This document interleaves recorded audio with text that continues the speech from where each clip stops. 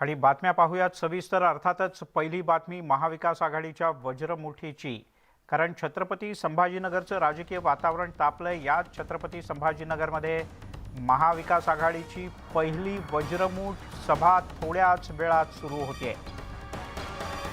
महाविकास आघाडीतले सर्व प्रमुख नेते उद्धव ठाकरे यांच्यासह एकाच मंचावर येणार आहेत, तर दुसरीकडे भाजप शिवसेनेच्या वतीनं संभाजीनगरमध्येच सावरकर गौरव यात्रा काढण्यात येते।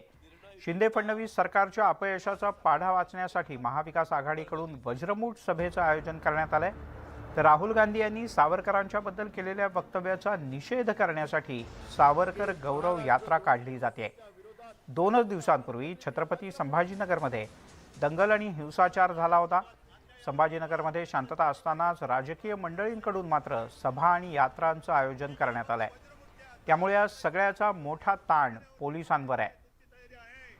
शहरात कोणताही अनुचित प्रकार घडू नये यासाठी संभाजीनगरमध्ये कडेकोट पोलीस बंदोबस्त ठेवण्यात आलाय। तसंच सभा आणि यात्रेसाठी अटी शर्ती लागू आहेत। या अटी शर्तींचं पालन होतं की नाही हे पाहण्यासाठी जागोजागी पोलिसांसह सीसीटीव्ही कॅमेरे सुद्धा बसवण्यात आले आहेत। महाराष्ट्रद्रोही व्यवस्थेच्या विरोधात सगळेजण आपण एकत्रित ही वज्रमुठ मला माझ्या सोबत आणि याच संदर्भात आपण अधिक जाणून घेऊयात।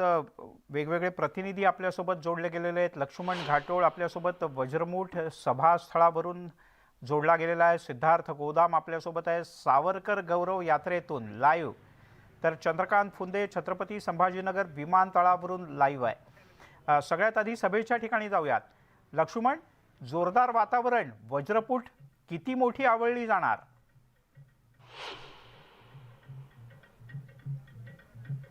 छत्रपती संभाजीनगरच्या मैदानावरती ही सभा होती आहे आणि या सभेच्यासाठीचं नियोजन पूर्ण झालेलं आहे।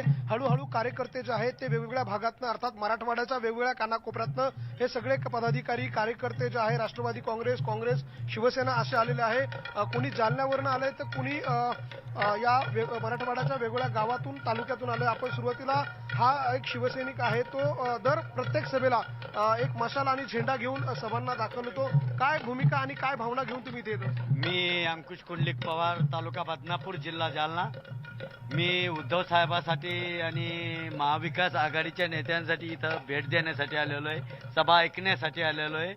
आणि परत एकदा अजितदादा, नाना पटोळे हे सगळे महाविकास आघाडी मिळून परत एकदा उद्धव साहेबांना मुख्यमंत्री बनवणार आहे, याच्यात तीळ मात्र शंका नाही। काय ह्या सभेतून काय आपल्याला अपेक्षित आहे? काय नेमके भाषणाचे मुद्दे महत्वाचे वाटतात? या सभेमधून मी आप्पासाहेब पाटील निर्मळ पैठण तालुकाध्यक्ष राष्ट्रवादी काँग्रेस, की आज भ्रष्टाचारही खूप वाढला, शेतकऱ्याचे प्रश्न आहे, बेरोजगारीचे प्रश्न आहे, अनेक असे प्रश्न आहे की जे फक्त महाविकास आघाडीमधून अजितदादा असो, पटोले साहेब असो, हे सोडू शकतात उद्धव साहेब। आणि आमची एक महत्वाची मागणी आहे साहेब, या महाराष्ट्रात जनतेला, की अजितदादा महाराष्ट्राचे मुख्यमंत्री व्हायलाच पाहिजे।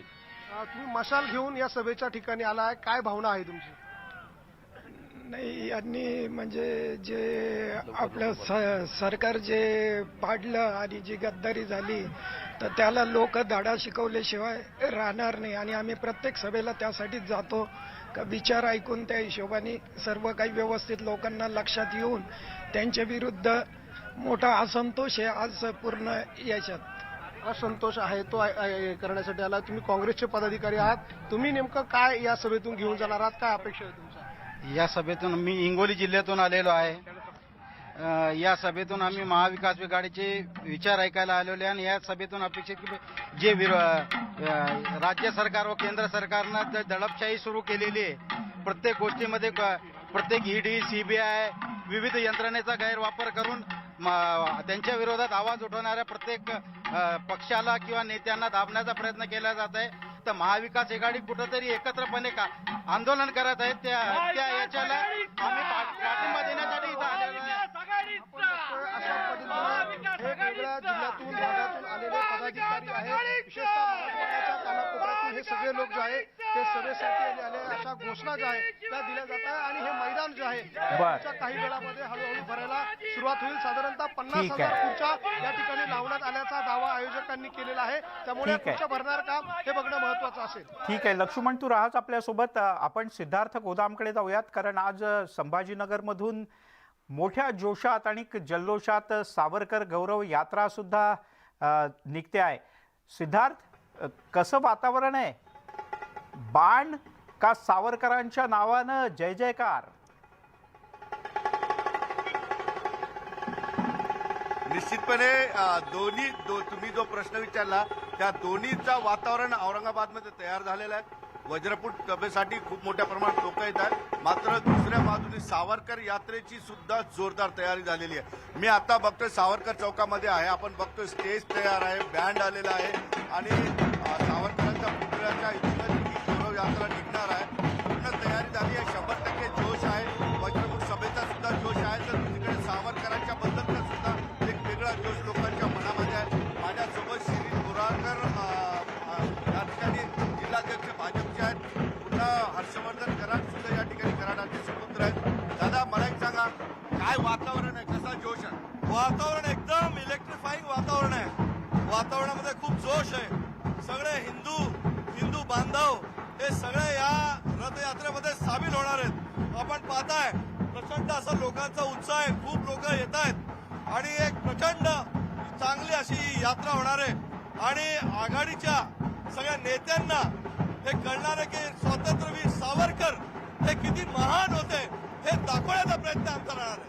निश्चितपणे फुल जोश, भरपूर जोश आहे लोकांच्या मनात. निश्चित भरपूर मोठा जोश आहे आणि मोठ्या प्रमाणामध्ये इथे जनता यायला तयार झालेली आहे, सुरुवात झालेली आहे.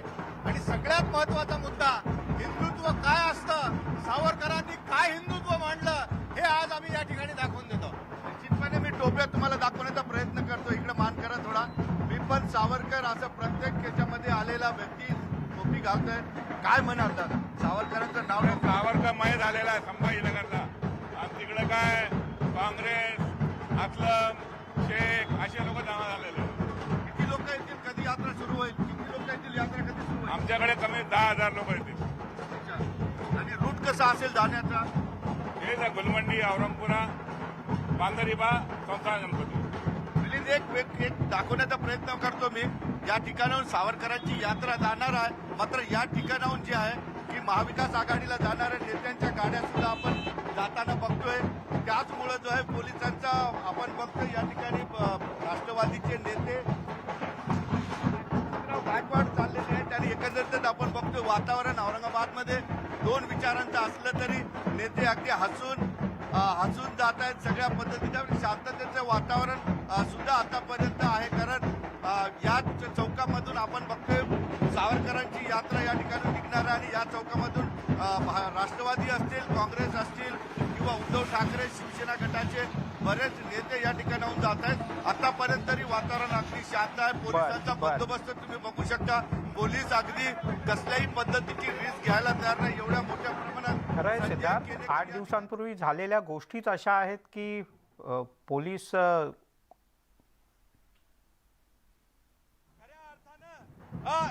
राष्ट्रद्रोह्यांचा जोश आणि एकीकडं प्रखर हिंदुत्वाचा जोश, हा सावरकरांची प्रेरणा घेऊन हा जोश निर्माण झालेला आहे. आणि निश्चितपणे ही रॅली इतकी भव्य आणि मोठी होणार आहे की तुम्ही जे सभा बघायला जाणारच नाही. कुणाचा जोश जास्त आहे मग?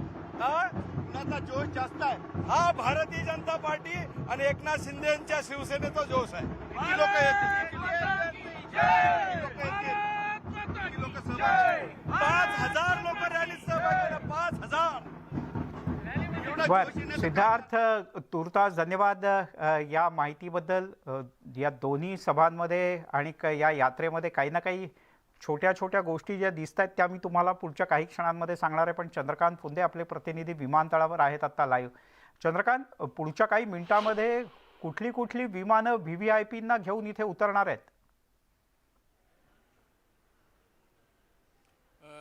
मिलिंद, आपण दोन्ही ठिकाणची चित्र दाखवली प्रेक्षकांना लाईव्ह दृश्य. पहिली मवियाच्या वज्रमूठ सभास्थानाची आणि नंतर सावरकर यात्रा भाजपची. मी विचारसरणीची कशी सरमिसळ आहे ते मी सुरुवातीला सांगतो, नंतर उद्धव ठाकरेंच्या दौऱ्याची लेटेस्ट अपडेट रूपरेषा सांगतो. मग बघ, जी शिवसेना हिंदुत्वाच्या मुद्द्यावर या औरंगाबादवर सातत्याने लढत आली, जिंकत आली, पण मागच्या वेळेस MIMचा खासदार इथं निवडून आला. ती शिवसेना आता शिवसेना, राष्ट्रवादी आणि काँग्रेसला घेऊन कुठंतरी हिंदुत्व थोडं माइल्ड करताना दिसतंय आणि दुसरीकडे भाजप जे राष्ट्रप्रथम म्हणतात सर्वप्रथम ते सावरकरांना जे शिवसेनेचे मानले आहे त्या सावरकरांना घेऊन यात्रा काढते त्यालाच काउंटर पार्ट म्हणून. आणि उद्धव ठाकरेंच्या सभेत आज चक्क मुस्लिम बांधव ऐकायला येणार आहेत, काँग्रेस असणारे, राष्ट्रवादी असणारे. मग ही विचारांची कशी सरमिसळ आहे हे मोठं रंजक उदाहरण आपल्याला या संभाजीनगरमध्ये पाहायला मिळतं. मग जिथं सातत्याने हिंदुत्वाच्या मुद्द्यावर हे इथलं इलेक्शन लढली जातात, शिवसेना आज त्याच मुद्द्यावर लढत आली, MIMने तेच केलं. मग विकास राहिला बाजूला आणि फक्त हिंदुत्व आणि पुण्यात विचारांची सरमिसळ. कोण काय करते कुणालाच मग अक्षरशः लोक जे आहे सामान्य लोक त्यांच्या प्रश्नांचं तर काहीच नाही. हा झाला मुद्दा. पण मुद्दा असा आहे, ही जी पहिली सभा आहे चंद्रकांत, तुझ्याकडे 30 सेकंद आहेत. किती वेळात उद्धव ठाकरे येऊन पोहोचणार आहेत आणि आणखीन कोण कोण नेते इथे येऊन पोहोचले आहेत? 30 सेकंद. उद्धव ठाकरे कोणत्याही क्षणी मुंबईवरून टेक ऑफ घेतील, त्यानंतर इथं साधारण 5:45च्या वेळेस इथं लँड होतील, नंतर हॉटेल इंटरनॅशनल रामाला जातील, फ्रेश होऊन तिथं डायरेक्ट सभास्थानी जातील. जर समजा वेळ कमी राहिला तर डायरेक्ट सभास्थानी जाऊ शकतात. आणि अजितदादा पुण्यावरून बाहेर रोड येतात, नाना पटोले बाहेर रोड येत आहेत. ठीक आहे चंद्रकांत तुर्तास, धन्यवाद या सगळ्या सविस्तर माहितीबद्दल. त्यामुळे विविध ठिकाणी आपले वेगवेगळे प्रतिनिधी लक्ष्मण घाटोळ हे सभेच्या ठिकाणून, सावरकर गौरव यात्रेतून सिद्धार्थ गोदाम आणि विमानतळावरून उद्धव ठाकरे यांच्या संदर्भातल्या अपडेट्स आपल्यासोबत चंद्रकांत फुंदे सातत्यानं देणार आहेत. दरम्यान सभेच्या पूर्वी ठाकरे गट आणि सत्ताधाऱ्यांच्यामध्ये कशी जुंपली पाहूयात. जाऊन त्यांच्याकडे पण कॅमेरा लावा. 3 आकड्याच्या वर आकडा असला ना तर मी इथून निघून जाईल. इथे थांबणार नाही, संयोजक जरी असला तरी सभा होईल पण मी इथून निघून जाईल. येत नाही ते, हे नाटक करतात ते लोक. शिवाजी महाराजाचा अपमान झाला ते आज काय नाही काढलं याने. आज काय सावरकरांची जयंती, पुण्यतिथी काही आहे का काही आज म्हणून सन्मान यात्रा? अरे सावरकरांच्या जयंतीला पण येत नाही लोक. कधी आम्ही जातो, आम्ही जयंती करत असतो शिवसेनेची मंडळी. ते दादा पुराणी करत होते, भाऊ सोडकर करत होते, आम्ही करत होतो. हे तर भाजपचे कधी येत पण नाही. वज्रमूठ वळलेली आहे ती अशीच घट्ट ठेवायची, अधिक मजबूत करायची आणि पुढे जायचं. 2024 किंवा कोणतीही निवडणूक कधीही येऊ, आमचं म्हणणं हेच आहे की बाकीची पळवापळवी करण्याऐवजी निवडणुकीच्या रिंगणात या. जनता ठरवेल आमच्या बाजूनी की आणखी कोणाच्या बाजूनी, आम्हाला सुद्धा कळेल. पण तू निवडणुकीची लढाई लढायची नाही, ती टाळायची, ती पुढे ढकलायची. किती दिवस चालेल? जेव्हा केव्हा ह्या निवडणुका येतील त्यावेळेला ही वज्रमूठ आपली ताकद दाखवून देईल. त्यांचा तर एकमेकावर विश्वास राहिला नाही आहे. विचाराची फारकत घेऊन, हिंदुत्वाची फारकत घेऊन शिवसेना सत्तेत बसली, विश्वासघात करून भाजपाचा. काँग्रेस अस्तित्वाकडे धडपड करते आणि या दोघांचा फायदा घेऊन राष्ट्रवादी सत्ता काबीज करण्याचा प्रयत्न केला. वज्रमूठ आता ही जी सभेच्या त्याला नाव दिलेलं आहे, मला वाटतं ते जरी नाव असलं तरी भविष्यात मला हे तिन्ही पक्षच एकामेकावर मूठ उघडतील असं मला दाट शक्यता वाटायला लागलेली आहे. म्हणून त्या या वज्रमुठीकडे कोणी लक्ष देणार नाही. ज्या ठिकाणी महाविकास आघाडीची आज सभा होती त्याच ठिकाणी माननीय बाळासाहेबांनी सभा घेतली होती. स्वतः बाळासाहेब बोललेले आहेत की ज्या वेळेस मला काँग्रेस बरोबर जायची विचार येईल त्यावेळेस मी माझं दुकान बंद करेल. आणि त्याच मैदानावरती शिवसेनेची आज सभा काँग्रेस बरोबर होते. म्हणून खुर्चीसाठी, हिंदुत्वाचा विचार सोडून सत्तेसाठी आणि भाजपला विरोध करण्यासाठी ही महाविकास आघाडीची सभा आहे. त्याच्या अगोदर पण जेवढ्या सभा झाल्या तेवढ्या तिन्ही पक्ष एकत्रच होती. एकत्रच होती सभा ही. फक्त आता ऑफिशियली ते लोक एकत्र आलेले. आतापर्यंत जेवढ्या सभा झाल्यात ना तेवढ्या सभेमध्ये कोणाची माणसं येत होती आपल्याला सगळ्यांना माहिती आहे, मला सांगायची गरज नाही. वज्रमूठ आवळत असताना स्वातंत्र्यवीर सावरकरांबद्दलचं राहुल गांधींचं मत काय आहे आणि स्वातंत्र्यवीर सावरकरांबद्दल अपमानजनक बोलल्यानंतर उद्धव बाळासाहेब ठाकरे शिवसेना नक्की काय करणार आहे, त्यांची साथ सोडणार आहे का, हे वज्रमुठीमध्ये सांगितलं पाहिजे. आणि मला असं वाटतं की भाजप आणि शिवसेनेनं जर ठरवलं सभा करायची तर पुन्हा यांची सभा होऊ शकत नाही, एवढी मोठी गर्दी आम्ही करू. परंतु ठीक आहे, इकडे तिकडे जे कार्यकर्ते जात आहेत त्यांना आमच्या बरोबर एवढीच गर्दी जमते हा दाखवण्याचा प्रकार आहे. याचा कसलाही परिणाम शिंदे फडणवीस सरकारवर होणार नाही. तिकडे भारतीय जनता पक्ष आणि शिवसेनेच्या सावरकर गौरव यात्रेला राज्यभरात विविध ठिकाणी मोठा प्रतिसाद मिळतोय। मुख्यमंत्री एकनाथ शिंदे यांचा बालेकिल्ला असलेल्या ठाण्यातून सावरकर गौरव यात्रेचा शुभारंभ झाला। यावेळेला मुख्यमंत्री शिंदे स्वतः उपस्थित होते। मुख्यमंत्री शिंदे यांनी सावरकरांच्या प्रतिमेचं पूजन केलं आणि यात्रेला सुरुवात झाली। मुख्यमंत्र्यांनी स्वतः या रथयात्रेत सहभाग घेतला। मुंबईत सुद्धा सावरकर गौरव यात्रा काढण्यात आली। मुंबईची विविध उपनगरं, दादर, अंधेरी, बांद्रे इथे सुद्धा अशा प्रकारच्या यात्रा आज निघाल्या। मुंबईत काढण्यात आलेल्या सावरकर गौरव यात्रेमध्ये भाजपचे मुंबईचे अध्यक्ष आशिष शेलार यांच्यासह मोठ्या संख्येने नेते आणि कार्यकर्ते सहभागी झाले होते। सावरकर गौरव यात्रा शिवसेना भवनासमोर येताच उद्धव ठाकरे जवाब दो अशा प्रकारच्या घोषणाही देण्यात आल्या। राहुल गांधी यांच्या सावरकरांबद्दलच्या वक्तव्याचा निषेध करण्यासाठी भाजप शिवसेनेनं राज्यभरात सावरकर गौरव यात्रा काढल्या आहेत।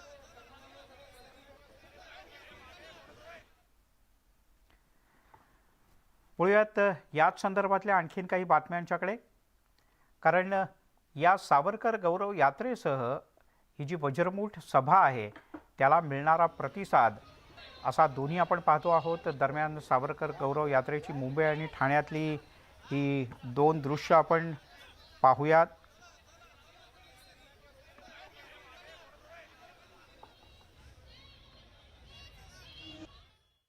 सावरकरांनी हिंदुत्वाचा विचार देताना पुरोगामी आणि विज्ञानवाद याचा एक महत्त्वाचा संदर्भ दिला।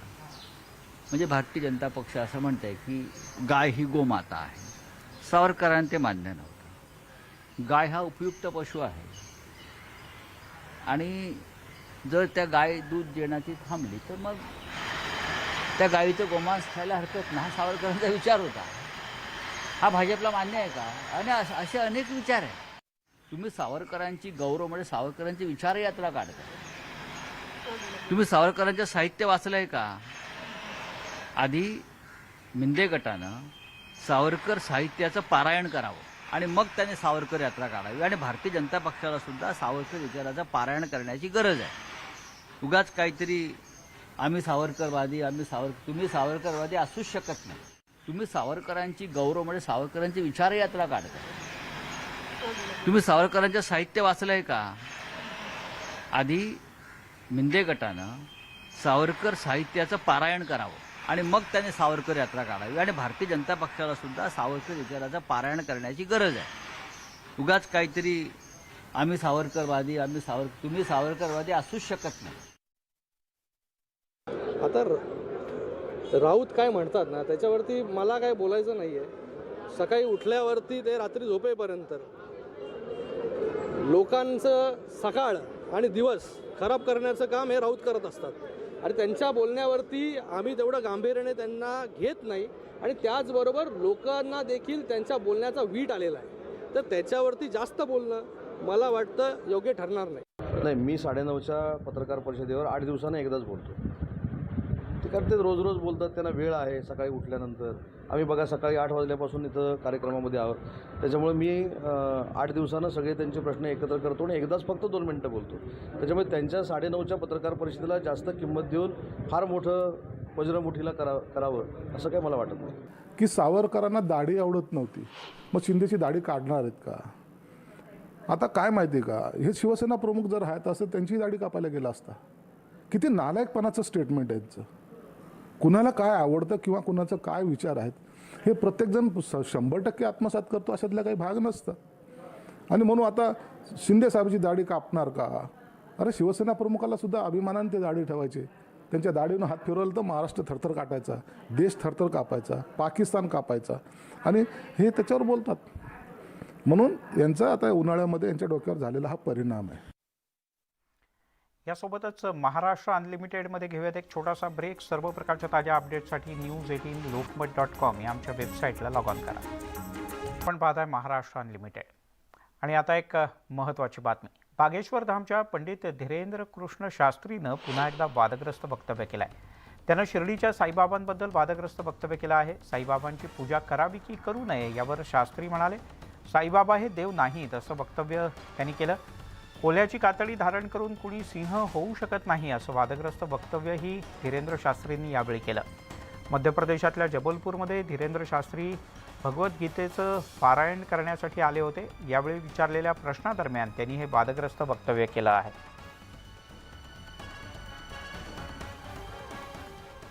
यासोबत या बुलेटिनमध्ये इथेच थांबूयात. पाहत राहा न्यूज 18 लोकमत. महाराष्ट्रामध्ये असे अनेक अप्रकाशित तारे आहेत